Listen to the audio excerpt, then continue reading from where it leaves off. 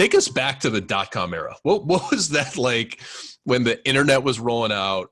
Folks that like had an idea, maybe they could code and program, understood what was happening, or maybe had peers or, read articles that companies were having crazy valuations and making people rich and things like that. Take us back to that time as a young buck out of the University of Michigan.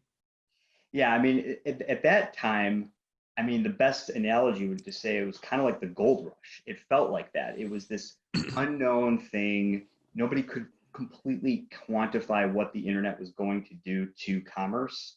And at that time, I believe there were less than 200 million people that had internet access. So it was a very small subset of the overall human population that was even available to, try to sell to or try to interact with through the internet.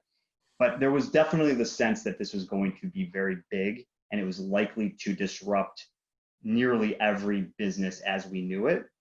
And so again, it wasn't so much that necessarily everybody had this clear vision of what was, what the internet was going to do to commerce 20 plus years later, but you could see that, something big was happening. And, for us, we just wanted to just jump in and be a part of it. And at the beginning, it was just honing our skills on what does it, take to even make something presentable online. And then it became, how can we actually create a product and a service that people would actually want to come and register with our website? The biggest difference, I think, as I kind of take that entire era and compare it to today, at that time, the notion of how and when to appropriately monetize was sort of like up in the air.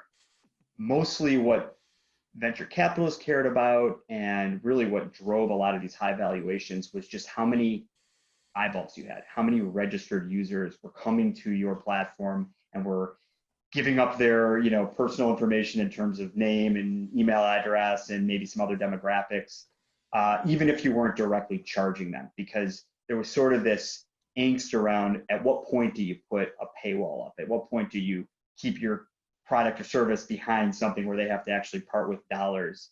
And really the big model for most companies was driven through advertising. And so we sort of went down that path. And I remember an early on board meeting after we raised kind of our first real institutional capital, where we were discussing some new revenue opportunities that we created where we believed there could be premium offerings and we would charge, X amount of dollars per month, et cetera.